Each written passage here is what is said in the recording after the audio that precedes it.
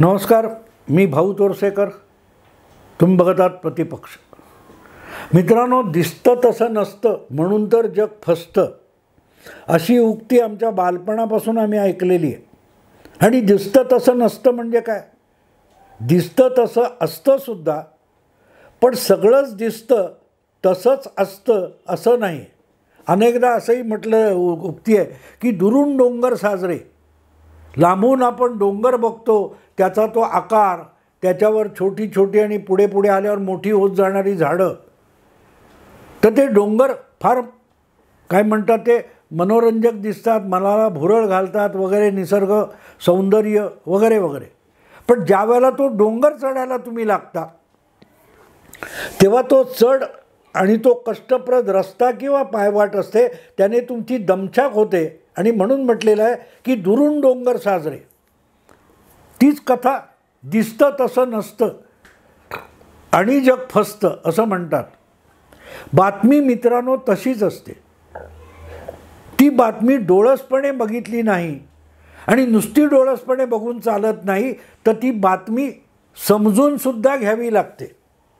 ही वरकरणी आपल्याला दिसतंय ते दिसतंय, पण त्याच्या मागे जे अनेक संदर्भ असतात ते जर आपण व्यवस्थित समजून घेतले नाही तर आपण त्याचा भलताच अर्थ लावतो.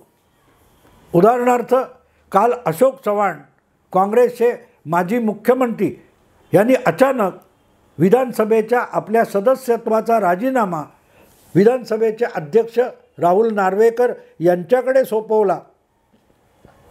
आणि नंतर माजी आमदार अशी खाडाखोड करून आपल्या काय त्या लेटर हेडवर पक्षाच्या प्रदेशाध्यक्षांना आपला पक्षाच्या सदस्यत्वाचा राजीनामा पाठवून दिला आणि त्यामुळे खळबळ माजली. आता साहजिकच अशोक चव्हाण हे आता भाजपत जाणार, ही चर्चा सुरू झाली. पण ही वरकरणी दिसणारी बातमी आहे.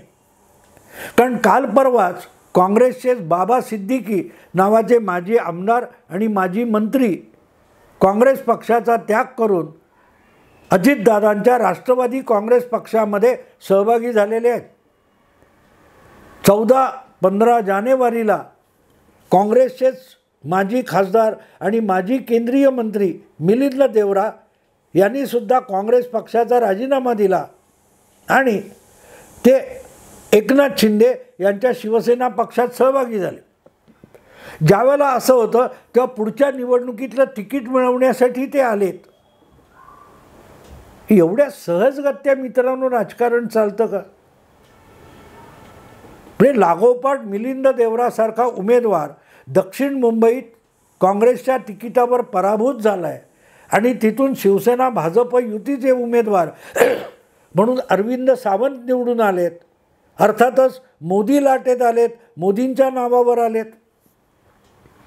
बाबा सिद्दीकीसुद्धा एकदा तरी पराभूत झालेले आहेत.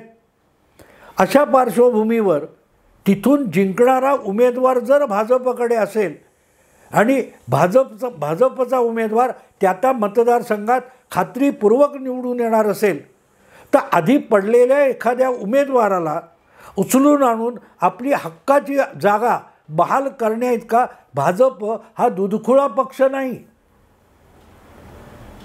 अर्थात असं करणार नाही असं नाही आहे, पण तसं करण्यामागे काहीतरी वेगळा हेतू असावा लागतो. अशोक चव्हाण हे 2014च्या मोदी लाटेमध्ये लोकसभेवर नांदेड मतदारसंघातून निवडून गेले होते. आणि नुसतं नांदेड नाही, नांदेडला लागून असलेल्या हिंगोली या लोकसभा मतदारसंघावर देखील अशोक चव्हाण यांचा प्रभाव आहे. पण 2019 येता येता मोदींचा प्रभाव इतका वाढलेला होता की 2019च्या निवडणुकीत हिंगोली आणि नांदेड या दोन्ही ठिकाणी काँग्रेसचा दारुण पराभव झाला. त्यात नांदेड या आपल्या बालेकिल्ल्यात अशोक चव्हाणसुद्धा पराभूत झालेले आहेत. मग अशा पराभूत उमेदवाराला भाजप अगत्याने आपल्याकडे आणून लोकसभेसाठी उभा करणार.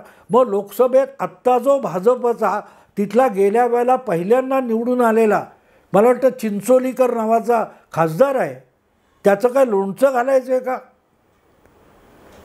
आपल्या असलेल्या खासदाराला घरी बसवायचं, नाराज करायचं आणि त्याच्याकडून पराभूत झालेल्याला हारतुरे देऊन उमेदवारी द्यायची. इतका भाजप हा बेअक्कल लोकांचा पक्ष आहे का? वरकरणी तसं वाटतं मित्रांनो, पण तसंच असतं असं नाही. अशोक चव्हाण हा काँग्रेसचा एक दांडगा नेता आहे, माजी मुख्यमंत्री, म्हणजे खूप हलक्यात घेण्यासारखा नाही आहे. निदान 2-4 आमदार त्याच्या गटात असू शकतात, त्याला पुढे करून काँग्रेसमध्ये मोठी फूट घडवून आणता येते. हे सगळं सत्य असलं तरी त्याला केवळ नांदेड या मतदारसंघासाठी बोलवला जाऊ शकत नाही, याचा विचार केला पाहिजे. आणि म्हणून हे दिसतं वरकरणी की नांदेडचे लोकसभा, नांदेडमधून विधानसभा, मुख्यमंत्री. अरे पण नांदेड मतदारसंघ जर भाजपकडे आहेच तर मग अशोक चव्हाणांची भाजपला गरज काय? याचा अर्थच नांदेड लोकसभा मतदारसंघाच्या पलीकडे अशोक चव्हाणांचा काही उपयोग आहे का, या दृष्टीने या घटनेकडे बघावं लागेल. आता लक्षात घ्या मित्रांनो की 12 फेब्रुवारीला अशोक चव्हाणांनी राजीनामा दिलेला आहे. लोकसभेला अजून वेळ आहे, इतकी घाई करण्याची गरज नाही आहे. आणि नांदेडमध्ये तर भाजपला उमेदवाराची सुद्धा गरज नाही आहे. तरी अर्थात मी बोलतोय त्यावेळेला अशोक चव्हाण हे अजून भाजपमध्ये प्रवेश झालेला नाही आहे, पण तो होईल हे गृहीत आहे. अन्यथा अशा रीतीने त्यांनी राजीनामा दिला नसता. त्यामुळे अशोक चव्हाण हे 2 दिवस विचार करून निर्णय घेणार असं कितीही म्हणत असले तरी भाजपशी पूर्ण सौदा पक्का झाल्यानंतरच त्यांनी आपल्या आमदारकीचा आणि काँग्रेसच्या सदस्यत्वाचा राजीनामा दिला. ही काळ्या दगडावरची रेघ आहे. आणि म्हणून मुद्दा असा आहे की जर लोकसभेसाठी अशोक चव्हाण नको असतील तर मग इतकं तडकाफडकी त्यांनी आमदारकी सोडून भाजपमध्ये जाण्याची पूर्वतयारी करण्याची गरज काय? तर त्याचं कारण मला जे वाटतं ते असं आहे की अशोक चव्हाण हे आगामी लोकसभा निवडणुकीमध्ये काँग्रेसचं कंबरडं मोडण्यासाठी उपयुक्त असलेला नेता नक्की आहे. नक्की आहे.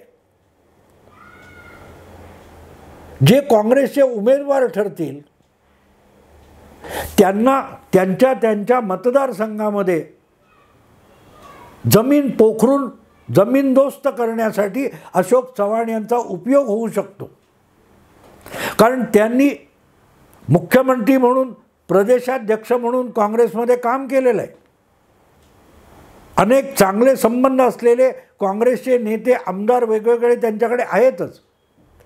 पण वेळ जर तुम्ही बघितली तर याच महिन्याच्या 27 तारीखला महाराष्ट्रातल्या राज्यसभेच्या 6 जागांसाठी मतदान व्हायचं आहे. त्या संबंधातला व्हिडिओ, मला वाटते 2 तरी व्हिडिओ मी यापूर्वी केलेले आहेत. आणि त्याचं जे गणित आहे ते गणित बघितलं तर 6 पैकी अवघी 1 जागा काँग्रेस पक्षाला मिळू शकत होती किंवा मिळू शकते आहे. कारण काँग्रेस पक्षाकडे 43 आमदार आहेत आणि राज्यसभेचा खासदार पहिल्या फेरीत निवडून आणण्यासाठी काहीतरी 41 आमदारांचा कोटा दिलेला आहे. त्यामुळे ज्याला पहिल्या फेरीमध्ये 41 मतं मिळतील आमदारांची विधानसभेच्या, तो पहिल्या फेरीत राज्यसभेसाठी निवडला जाणार आहे. एकनाथ शिंदे यांच्या गटाकडे 40 आमदार आहेत आणि एखाद दुसरा अपक्ष पकडला तर त्यांचाही एक राज्यसभा सदस्य हा पहिल्या फेरीत सहज निवडून येणार आहे. अजितदादांकडे 41 किंवा 42 विधानसभेचे आमदार आहेत. त्यामुळे त्यांचासुद्धा एक खासदार राज्यसभेचा सहजगत्या निवडून येणार आहे.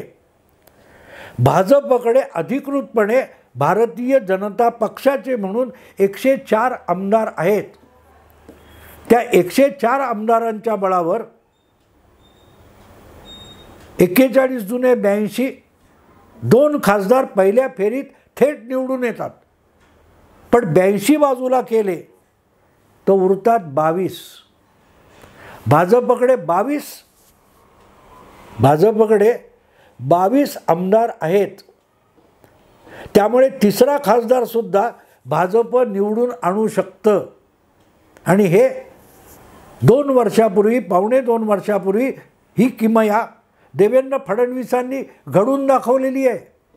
शिवसेनेचा दुसरा उमेदवार जो कोल्हापूरचा जिल्हा प्रमुख होता त्याला देवेंद्र फडणवीसांनी पराभूत केला आणि कोल्हापूरचा धनंजय महाडिक निवडून आणला होता. तेव्हा महाविकास आघाडीच्या वेगवेगळ्या पक्षातले म्हणजे शिवसेना असो, काँग्रेस असो, राष्ट्रवादी असो यांच्यातले आमदार फोडून त्यांची दुसऱ्या तिसऱ्या क्रमांकाची मतं भाजपच्या तिसऱ्या म्हणजे धनंजय महाडिक या उमेदवाराला मिळतील असा परफेक्टली प्लॅन देवेंद्र फडणवीसांनी यशस्वी केला होता. आणि आज तर भाजप सत्तेत आहे आणि भाजपकडे लहान मोठ्या वेगळ्या पक्षांची बेरीज केली तर 115 आमदारांचं गणित आहे. आणि त्यामुळे 3 खासदार निवडून आणायचे तर भाजपला 123 विधानसभेचे आमदार लागतात. आता लक्षात घ्या मित्रांनो, जर 118-20 असतील तर भाजपला 5-6 आणखीन आमदार गळाला लागले की 3 खासदार आरामात निवडून येणार आहेत. गेल्या वेळेलासुद्धा आले होते. म्हणजे भाजपचे 3, एकनाथ शिंदेंचा 1 आणि तुमच्या अजितदादांचा 1 असे 5 खासदार हे महायुतीचे आरामात निवडून येणार याविषयी कोणाच्याही मनात शंका नाही. आणि जो 6वा उमेदवार आहे तो 6वा उमेदवार काँग्रेसचाही आरामात निवडून येऊ शकतो. कारण काँग्रेसकडे 43 आमदार आहेत. त्यामुळे 6च्या 6 उमेदवार उभे केले तर मतदानाने महाराष्ट्रातली राज्यसभेची निवडणूक पूर्ण होऊ शकते. पण तसं होईल का? कारण मध्येच एक बातमी आली आहे की उद्धव ठाकरे हे राष्ट्रवादी शरद पवार गटाच्या मदतीने अनिल देशमुख यांना 7वा उमेदवार म्हणून उभं करण्याच्या तयारीत आहेत. त्याच्यासाठी त्यांच्याकडे काय 13-14 आमदार आहेत. शरद पवारांकडे 13-14 आहेत. म्हणजे 13 दुने 26, 25-26 आहेत. आणखीन 17-18 जे काय आमदार हवेत ते उद्धव ठाकरे कुठून आणणार याचा पत्ता नाही. आणि त्याखेरीज त्यांचेच जे आमदार आहेत अजितदादा शरद पवारांचे किंवा उद्धव ठाकरे यांचे ते सुद्धा खात्रीपूर्वक उद्धव ठाकरेंनी पुढ्या केलेल्या उमेदवाराला मतं देतील याची कुठलीही ग्वाही आज देता येत नाही आहे.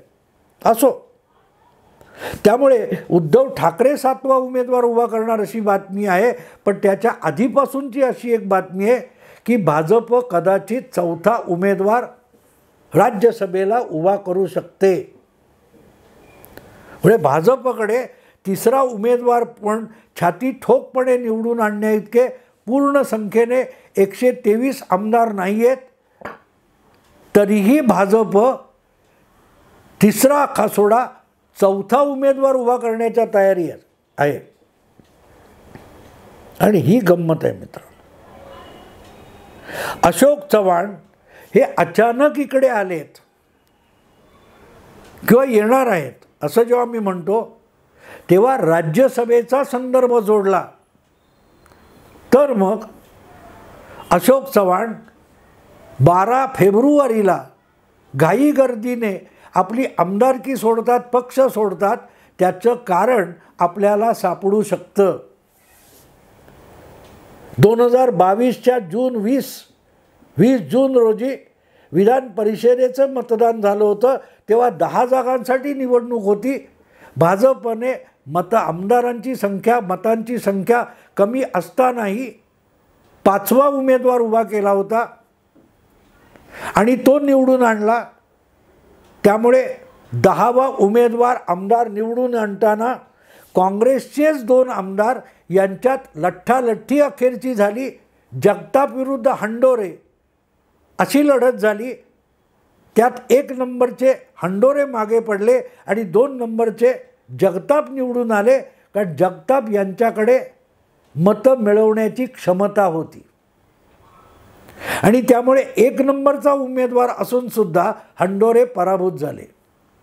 सांगायचा हेतू असा मित्रांनो की भाजपकडे या क्षणी 3रा राज्यसभेचा खासदार निवडून आणण्याची खात्रीलायक परिस्थिती आहे, पण तरीही 4था उमेदवार उभा करायचा याचा अर्थच जी महाविकास आघाडीतल्या महाविकास आघाडीतल्या उमेदवाराला शेवटची 6वी जागा मिळू शकते त्याला देखील सुरुंग लावायचा.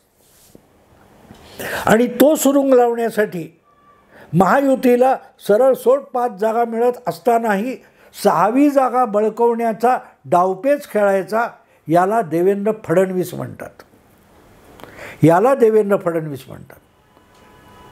फडणवीसांचा आत्मविश्वास इतका दांडगा आहे की ते भाजपचे 3, अजितदादांचा 1, एकनाथ शिंदेंचा 1 असे 5 राज्यसभा सदस्य निवडून येण्याविषयी निश्चिंत आहेत.